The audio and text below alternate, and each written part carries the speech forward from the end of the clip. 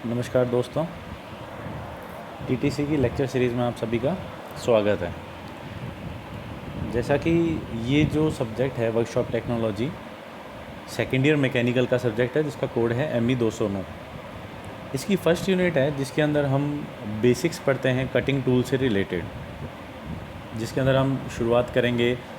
Generally हमारे जो syllabus के अंदर वो सिर्फ है सिंगल पॉइंट कटिंग टूल। तो सबसे पहले हम इस पे बेसिक्स से स्टार्ट करेंगे। भाई कटिंग टूल्स के बारे में हम जो पढ़ रहे हैं, तो इन टूल्स के बारे में हमें एकदम क्रिस्टल क्लियर होना चाहिए कि टूल किसको बोल रहे हैं, मतलब टूल का मतलब है क्या और इनका फंक्शन क्या है, टूल का काम क्या है, टूल की लाइफ क्या है। इन सब चीज़ों के बारे में हम थोड़ा फेमिलियर होंगे। और उसके बाद जो हमारे सिलेबस का कंटेंट है, यानी टूल को किस तरीके से डिफ़ाइन किया जाता है, नॉमेनक्लेचर क्या है, और यदि हमें हमारे सिंगल पॉइंट कटिंग टूल को पहचानना है तो किस किस पैरामीटर्स के थ्रू हम उसको डिफ़ाइन कर सकते हैं। तो सबसे पहले हमारा जो पहली यूनिट का जो फर्स्ट कंटेंट है, फर्स्ट टॉपिक है, वो है आपका कटिंग टूल। तो बेसिकली हम स्टार्ट करते हैं कि हम जनरली ये चीज़ आप गौर से देखेंगे तो आप पाएंगे कि कटिंग एक्शन है क्या। जनरली जब हम कटिंग की बात कर रहे हैं तो कटिंग का मतलब क्या है। तो देखिए, सिंपल सी बात है कि कटिंग, अब हम मेटल के रेफरेंस में बात कर रहे हैं कि अगर किसी मेटल पे कटिंग एक्शन परफॉर्म करना है तो वो चीज़ क्या है। एक्चुअली देखो, इस वर्ड को अगर मैं मशीनिंग बोलूँ तो ये गलत नहीं होगा, क्योंकि जनरली हम वर्कशॉप के अंदर मशीनिंग प्रोसेस को ही कैटेगराइज कर रहे हैं। तो मशीनिंग का मतलब क्या है? मशीनिंग का मतलब है कि किसी भी रॉ मटेरियल को जो हमें मिला है in form of a metal हो, वुड हो, कोई भी रॉ मटेरियल हो, उसको उसकी रॉ स्टेट से जैसा वो हमें मिला उससे हमारी डिज़ायर्ड शेप तक कन्वर्ट करना, that is known as a machining process. तो वर्कशॉप के अंदर जो हम प्रॉपरली कटिंग की बात कर रहे हैं, उस कटिंग में क्या है कि हम मेटल को by the help of tool के द्वारा हम उसको क्या करते हैं, फिनिश प्रोडक्ट में कन्वर्ट करते हैं। फिनिश प्रोडक्ट का मतलब जो शेप और जो साइज़ हमें चाहिए उसमें हम उसको कन्वर्ट करेंगे। तो होता क्या है, इसमें से टूल और वर्क पीस दोनों में से एक को रिलेटिव मोशन प्रोवाइड किया जाता है। रिलेटिव मोशन आपको पता है क्या चीज़ है, कि दोनों के बीच में से एक को अगर आपने स्टेशनरी कर दिया और एक को क्या कर दिया, मोशन दे दिया, तो वो एक रिलेटिव मोशन की टर्म कहलाती है। वैसे रिलेटिव मोशन बहुत बड़ा कैटेगराइजेशन है, लेकिन हमारे यहाँ रिलेटिव मोशन का मतलब क्या है कि आपका या तो वर्क पीस या फिर टूल, दोनों में से एक स्टेशनरी रहेगा और एक आपका मोशन में रहेगा। तो ये हमारा कटिंग टूल है, ठीक है। तो ये एक बेसिक देखने में कटिंग टूल दिखता कैसे है, कुछ इस तरीके का है। तो सबसे पहले हम ये चीज़ क्लियर कर लेंगे कटिंग क्या है। कटिंग एक ऐसी, हम जो डिफ़ाइन कर रहे हैं वो क्या है, cutting is a machining process. एक मशीनिंग की प्रक्रिया है जिसके अंदर हम रॉ मटेरियल जो हमें मेटल मिला या वुड मिली, उसको रॉ स्टेट से फिनिश प्रोडक्ट में बदलेंगे। फिनिश प्रोडक्ट का मतलब क्या है, जो शेप और साइज़ डिज़ायर्ड है। होगा कैसे? टूल्स के थ्रू होगा, ठीक है। तो टूल क्या है, प्रॉपर पहले डेफिनेशन हम ये देख लेंगे, टूल क्या चीज़ है। हमारे दिमाग में एकदम क्लियर होना चाहिए कि टूल कहते किसको हैं। तो एक जनरलाइज सी डेफिनेशन मैं आपको बताता हूँ, जिसके थ्रू आप पहचान सकते हैं कि हमारी डेली लाइफ में भी हमारे हाथों से जो चीज़ें गुजरती हैं उनमें से टूल क्या है। कि किसी भी रॉ मटेरियल को किसी भी प्रोसेस से गुजरने के बाद जो फिनिश प्रोडक्ट में बदलेगा, तो ड्यूरिंग प्रोसेस, यानी जिस प्रक्रिया को हमने अडॉप्ट किया रॉ मटेरियल से फिनिश प्रोडक्ट बनाने में, उस प्रक्रिया के दौरान कोई भी ऐसा माध्यम जो इसको रॉ से फिनिश प्रोडक्ट बनने में मदद कर रहा है, that is known as a tool. Simple सा एग्जांपल देता हूँ। अगर आपको एक स्क्रू है, बोर्ड के अंदर आपको स्क्रू कसना है और उसको वापस बाहर निकालना है, यानी अनस्क्रू करना है, तो स्क्रू कसने के लिए जनरली हम क्या लेंगे, पेचकस जिसको आप कहते हैं, वो यूज़ करेंगे। तो दैट इज़ अ टूल। उस टाइम के लिए, उस प्रोसेस के लिए वो पेचकस वो हमारे लिए क्या बना, टूल बना, जिसको स्क्रू ड्राइवर बोला जाता है। इसी तरीके से अगर आपको कोई वायर काटनी है, तो वायर, अब आपको क्या करना है, वायर का ऊपर का रबर कोटिंग, जिसको आप प्लास्टिक कोटिंग है, वो हटाना है, या वायर को 2 पीसेस में कट करना है। उस दौरान आपके लिए टारगेट क्या है कि वायर को रॉ मटेरियल, यानी वो पूरा टुकड़ा है, उसको 2 पीसेस में कन्वर्ट करना है। तो आप क्या करेंगे, वायर कटर यूज़ करेंगे। तो wire cutter is a tool. तो इस तरीके से किसी भी रॉ मटेरियल को फिनिश तक पहुंचाने में, ड्यूरिंग दैट प्रोसेस, जो भी हमें यूज़ होने वाला है, जो माध्यम हम यूज़ करेंगे, दैट इज़ अ टूल। लेकिन हमारे यहाँ क्या है, अब जो बच्चे नए हैं जिन्होंने अभी मशीनें के बारे में पढ़ा ही नहीं है, जो फर्स्ट ईयर से सेकंड ईयर में है, उन्होंने सुना ही नहीं होगा कि हमारे यहाँ वर्कशॉप में कितनी मशीनें हैं, क्या हैं। तो एक्चुअली जब आप इनको विज़िट करेंगे वर्कशॉप को, तब आप देखेंगे हमारे वहाँ लेथ होती है, शेपर होती है, ड्रिल होती है, ये सब मशीन्स हैं। तो इन मशीनों के अंदर हर एक ऑपरेशंस के लिए different different kinds of tools use होते हैं। अब आप मेरे हिसाब से समझ पा रहे होंगे कि मैं टूल किसको बोल रहा हूँ। तो ये हमारा है सिंगल पॉइंट कटिंग टूल, ये हमारे सिलेबस में यही है। लेकिन मैं आपको ये क्लियर करूँगा कि सिंगल पॉइंट और इसमें जो बाकी टूल्स होते हैं उनमें फ़र्क क्या है। देखिए, बेसिकली जो टूल्स होता है मैं आपको बताता हूँ।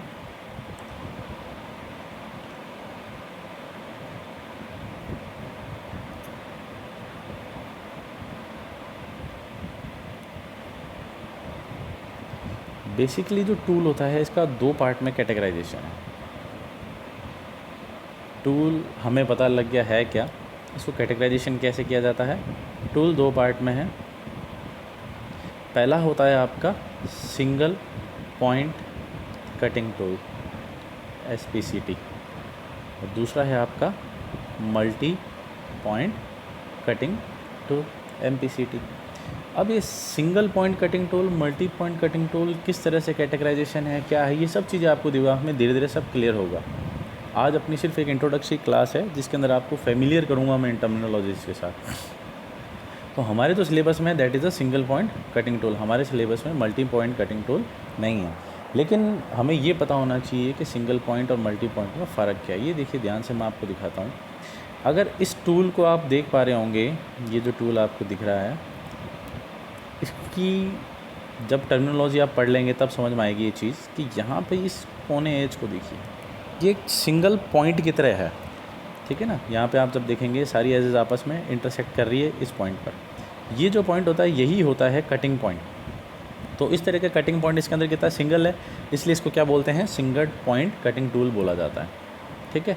अगर इसी तरीके से किसी भी टूल के अंदर एक से ज़्यादा, 2 हो, 3 हो, 4 हो, 5 हो, इस तरह से नंबर ऑफ़ कटिंग एजेस हो या नंबर ऑफ़ कटिंग पॉइंट्स हो, तो वो क्या कहलाते हैं, मल्टी पॉइंट कटिंग टूल कहलाते हैं। इसके अंदर आपका क्या है, सिंगल कटिंग पॉइंट है, इसलिए सिंगल पॉइंट कटिंग टूल कहलाता है, ठीक है। तो इसकी टर्मिनोलॉजी पढ़ लेते हैं हम थोड़ी। ये देखिए, सबसे पहले हम स्टार्ट करते हैं। तो आप देख पा रहे होंगे इसकी टर्मिनोलॉजी इसके अंदर क्लियर एकदम। ये देखिए, ये पूरा टूल का स्ट्रक्चर है, और ये वो कुछ नाम हैं जो हमें पता होने ज़रूरी हैं अगर मैं सिंगल पॉइंट कटिंग टूल को डिफ़ाइन करने जा रहा हूँ। तो ये क्या है, इनसे क्या क्या बनता है, कितने प्रॉपर्टीज़ डेवलप होती हैं, वो बात की बात है। तो सबसे पहले हम पकड़ते हैं टूल का सबसे पिछला हिस्सा, सॉरी ये हिस्सा, ये एकदम आपको फ्लैट दिखेगा, और टूल के इस पार्ट के कंपैरिजन में इसकी लंबाई ज़्यादा होती है, ठीक है। तो इस हिस्से को क्या बोलते हैं, शैंक। ये देखिए यहाँ पे इंडिकेट किया हुआ है, क्लियर है। यहाँ पे इसको क्या बोलते हैं, शैंक। अब शैंक क्या है, शैंक टूल का वो पार्ट होता है, टूल का वो पार्ट होता है जो होल्ड करने में काम आता है। जैसे ये टूल का वो हिस्सा होगा जो टूल पोस्ट में रखा जाएगा, जिसके द्वारा टूल को होल्ड किया जाना है, ठीक है। तो ये एक तरीके से ये एक ऐसा एरिया है जो टूल को पकड़ के रखने में मदद करेगा टूल पोस्ट में। टूल पोस्ट क्या है वो आपको आगे क्लियर होगा। उसके बाद सेकंड टर्म है आपकी बेस। ध्यान से देखिए, ये लिखा हुआ आपका बेस। बेस यानी इस टूल का ये निचला हिस्सा, ठीक है। तो ये आपका क्या बन जाएगा, बेस। टूल के फ्रंट में यहाँ पे ये जो एज है इसको बोलते हैं फेस। फेस इसको इसलिए बोलते हैं क्योंकि जब आपका कटिंग एक्शन परफॉर्म होता है, ठीक है, तो आपके मेटल से चिप्स निकलती हैं। कटिंग एक्शन के अंदर जनरली जो हम ऑपरेशन परफॉर्म करते हैं वहाँ पे आपका मेटल हमेशा चिप्स के फॉर्म में रिमूव होता है। तो चिप्स इसी सतह पर से फ्लो होके जाती हैं, ठीक है, इस तरीके से। तो इसलिए इसको क्या कहते हैं, टूल का फेस। इस फेस के बाद ये वाली जो साइड है that is known as a flank, FLANK, flank, ठीक है। तो ये वाली साइड कहलाती है मेजर फ्लैंक, और ये वाली साइड कहलाती है माइनर फ्लैंक, ये वाली, ठीक है। दो तरह की फ्लैंक्स हैं। तो ये टोटल आप देखेंगे देखो ये पूरा हिस्सा ये क्या है आपका फ्लैंक, और ये वाला हिस्सा है ऊपर वाला फेस। क्लियर है। अब आप ये देख पा रहे होंगे ये बिल्कुल पतली पतली एजेस हैं, ये हैं आपकी कटिंग एजेस। क्या हैं? Cutting edges.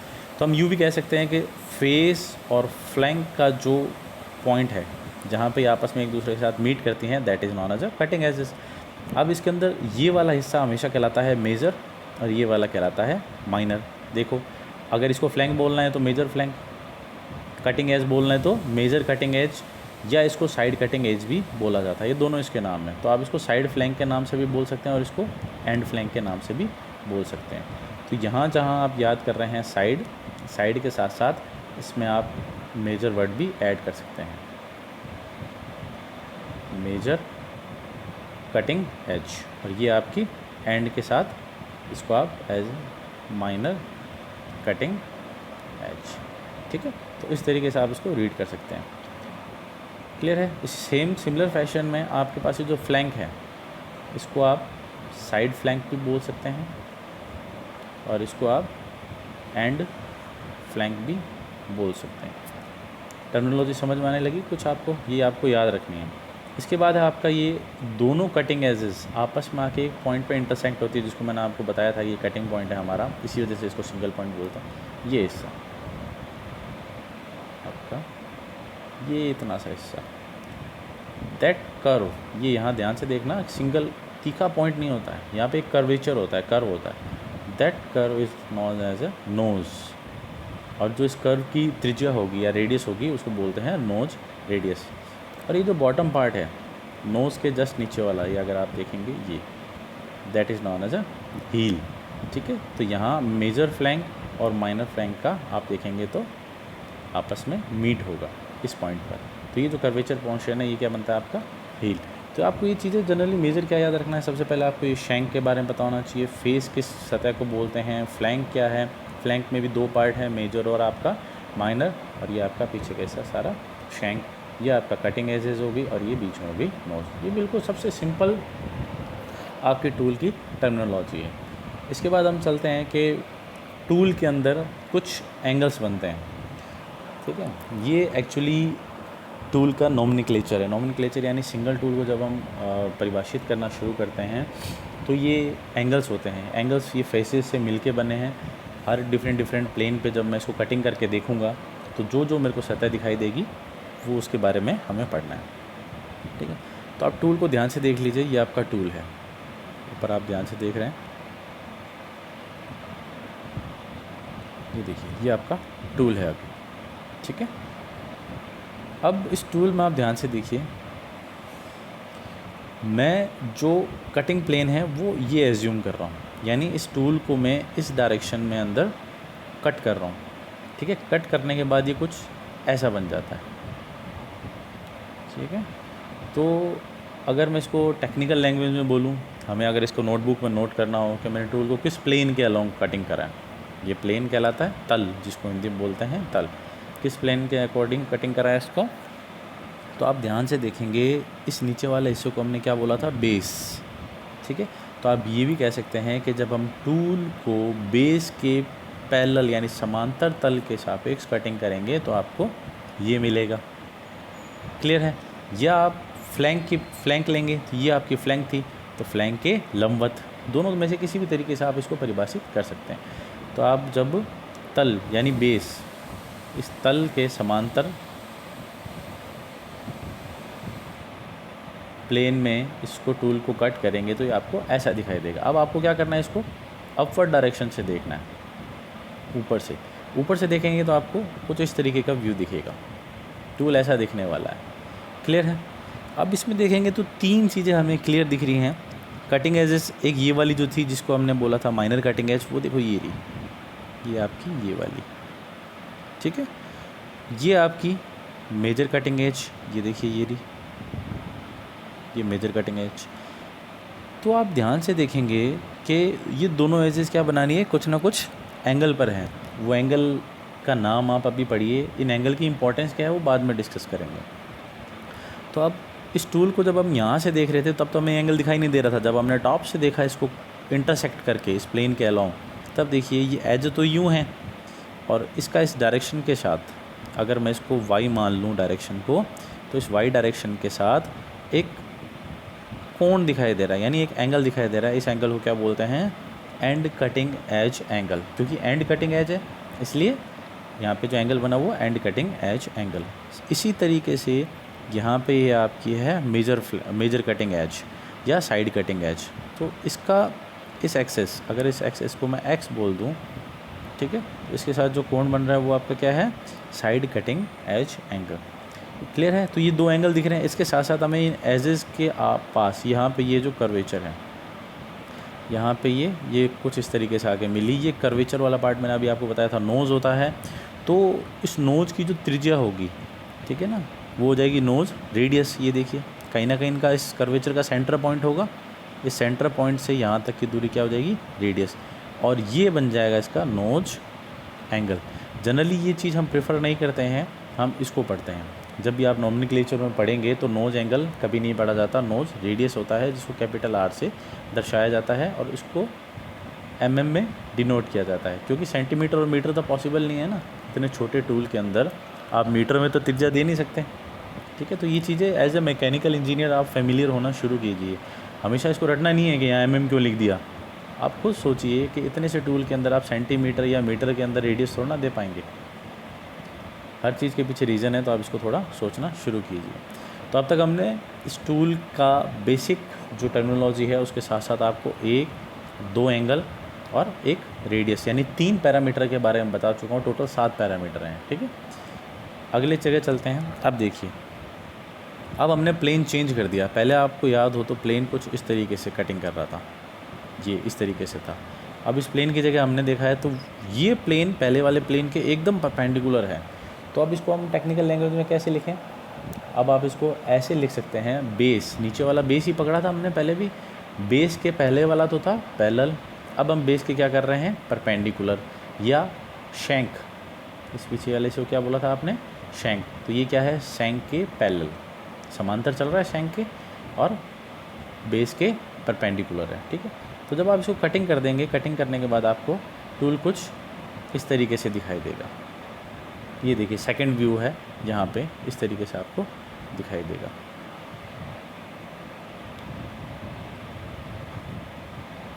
ये इस तरीके का आपको दिखाई देगा। इसको जब आप इस दिशा से देखेंगे तो ये आपको एग्जैक्ट ये व्यू दिखाई देने वाला है, जिसमें आपको एक ये एज दिखाई देगी, ये दिखाई देगा और ये इस तरीके से दिखाई देगा। ठीक है, तो ये हमारे सामने शैंक वाला हिस्सा हो गया, ये नीचे से बेस हो गया, और ये वाली एज जो हमें दिख रही है अभी भी, ये कौन सी है? आपकी मेजर साइड कटिंग एज, और ये आपको मेजर फ्लैंक दिखाई दे रहा है। क्लियर है ये चीज़? अब इतनी चीज़ों के साथ आप ध्यान से देख रहे होंगे तो आपको ये वाला हिस्सा इधर गया, पीछे का हिस्सा कुछ दिखाई नहीं देगा। ये वाला ये नहीं दिखाई देगा, ये आपको माइनर फ्लैंक दिखाई नहीं देगी, या माइनर कटिंग एज भी आपको दिखाई नहीं देगी। ये ऐसा नहीं दिखाई देना आपको, सिर्फ ये यहाँ से दिखाई देगा, ये एज दिखाई देगी और एक ये दिखाई देगी। तो यहाँ देखने पे हमें ये चीज़ समझ में आ रही है कि ये जो एज है ये थोड़ी सी एंगल पे टिल्ट है। देखेंगे अगर आप वाई एक्सेस से तो ये देखिए, और एक्स एक्सिस के साथ देखेंगे तो इस सतह में भी कुछ झुकाव है। ठीक है, तो अब इनको क्या क्या बोला जाता है? अब देखिए, अब इन एंगल्स के नाम है पर्टिकुलर। क्या नाम है? ये वाली जो एज है, ये एज जो मेजर कटिंग एज थी, वो अगर हमने इसको एक्स दिशा लिया हुआ है तो एक्स के साथ जो कोण बना रही है वो उसको कहते हैं बैक रैक एंगल। और ये बहुत ही इंपॉर्टेंट एंगल होने वाला है। आगे जाके आप पढ़ेंगे कि सबसे इंपॉर्टेंट एंगल यही है, चिप की दिशा को यही निर्धारित करता है। ठीक है, और इस एज का नीचे वाली जो हमें दिख रही है, ये वाली एज होगी, वो वाली एज जो हमें यहाँ दिख रही है, इसका जो वाई के साथ जो कोण होता है वो होता है आपका एंड रिलीफ एंगल। ठीक है, क्योंकि ये जो सतह है वो एंड साइड वाली है, इस चीज़ को ध्यान रखना। यहाँ से जब आप देख रहे हो तो ये जो सतह दिख रही है वो एंड वाली दिख रही है, साइड वाली नहीं दिख रही है। क्लियर है चीज़? जब आप जिस प्लेन को देख रहे हो तो जो लाइन दिखाई देगी वो एंड वाली है, साइड वाला तो ये हिस्सा है। ये सतह कब दिखाई देगी आपको? आगे व्यू में आपको क्लियर होगा। तो यहाँ पे आपके सामने दो एंगल आ गए, एक आ गया आपका back rack angle, very important, इसको याद रखना है आपको, और एक आ गया आपका एंड रिलीफ एंगल। और इन दोनों एजेस के बीच का जो कोण होता है that is known as a wedge angle. ठीक है, इन दोनों के बीच का कोण ये वाला, इस सतह से इस सतह के बीच में, ये सतह ऐसी भी हो सकती है और ऐसी भी हो सकती है। तो आपको यही नहीं याद रखना कि वेज एंगल हमेशा ऐसे ही दिखेगा, आपको तो बस ये याद रखना कि इन दोनों सरफेसेस के बीच का जो एंगल है वो आपका क्या है, वेज एंगल है। ठीक है, अब हमने तीसरा कट सेक्शन लिया। तीसरा कट सेक्शन अगर आप ध्यान से देख पा रहे होंगे तो ये है तो बेस के परपेंडिकुलर ही, लेकिन अब इसका क्या है, ओरिएंटेशन चेंज है, यानी इसकी दिशा चेंज कर दी गई है। ठीक है, अगर मैं मेरे टूल को इस प्लेन के लंबवत काटूं, आप सिंपल सी सोचिए कि आपने एक ब्लेड ली, ये कोई नीचे रबड़ का मटेरियल था, ब्लेड इसके अंदर से ऐसे पास कर दी यहाँ पे। ठीक है, तो पास करने के बाद आपको ये जो कटा हुआ टुकड़ा है वो ऐसा दिखेगा। अब आपको इस व्यू से देखना है तो ये आपको एज इट इज़ यही दिखाई देगा, यहाँ पे ये देखिए ये। ठीक है, इसको अगर मैं यहाँ से देखने पे व्यू बनाऊँ तो शायद आप लोग भी इसको ऐसा ही बनाएंगे। फर्स्ट ईयर में हम ड्राइंग की प्रैक्टिस करते हैं तो वहाँ हमें प्रोजेक्शंस वगैरह और व्यू वगैरह देखने बताया सिखाए जाते हैं कि किस व्यू को कैसे बनाना है। ये इस तरीके का एक टुकड़ा दिखाई देगा। ठीक है, सॉरी, लाइक दिस, ये क्लियर है। अब ये जो सतह है,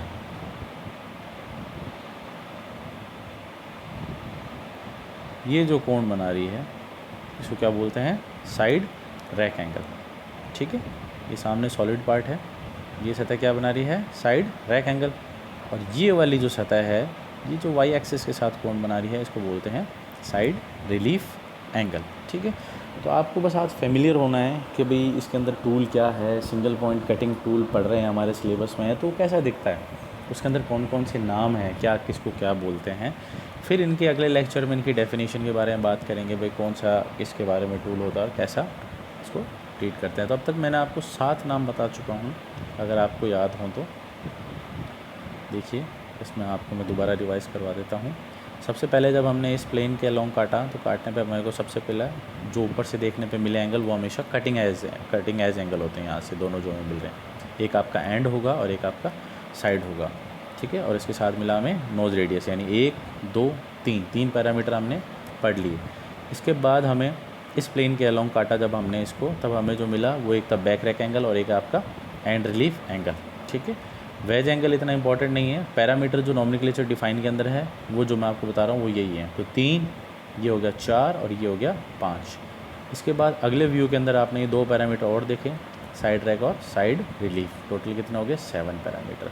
तो 7 पैरामीटर टूल के नॉमेनक्लेचर में हमें मदद करते हैं और इनको किस चिन्ह द्वारा प्रदर्शित किया जाता है ये हम अगले लेक्चर में इसके बारे में डिस्कस करेंगे। ठीक है, तो ये आपको पता होना चाहिए कि भी टूल किस तरीके का दिखता है। ये आज का सिर्फ इंट्रोडक्टरी क्लास है। Thank you.